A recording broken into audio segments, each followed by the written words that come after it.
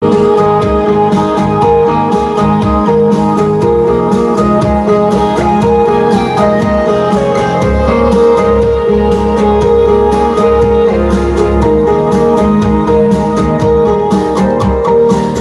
cầm mà mây chiều phun trinh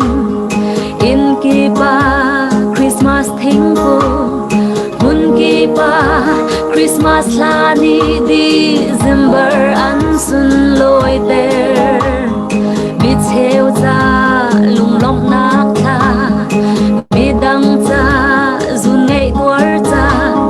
căn mạ lệ xin ninh chiều in gì su chua chấm căn lông chiều si se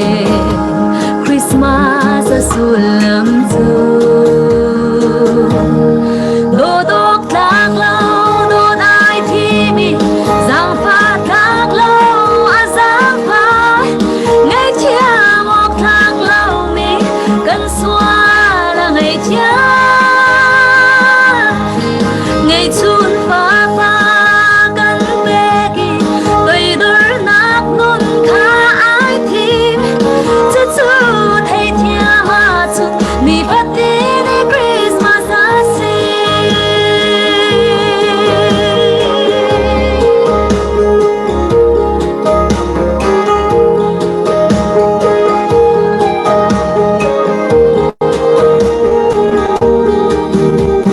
mi phim và thùng bông gắn chim Mary Lê Joseph Tuan Bia tục hai na ăn tu cái ta kim Messia chua ăn lòng na không van bồi pha tôi đỡ na kê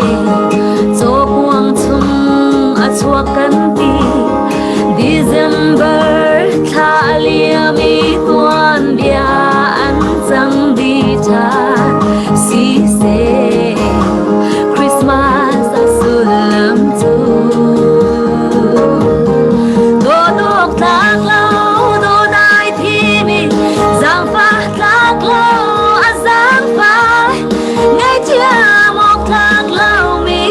cần xóa là ngày chia tôi đỡ nát muốn khá ai thi mi ngày chung phá ba ngã cắn bê cho chú thấy thia mà chung ni phát tin Christmas a si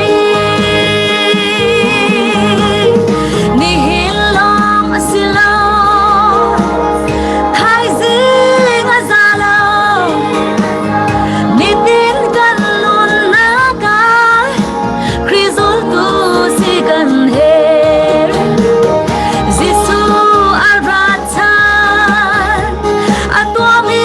thiêu vial te a te te si de nang lấy cái cần lấy ba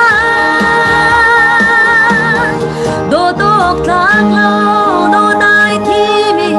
giang phát lạc lâu a giang phát ngày chia một lạc lâu mi cần xóa là ngày chia ngày chun pha pha căn bê kỳ tôi đỡ nát nôn khá ai thêm cho chú thấy thia mà chun ni phát đến Christmas a si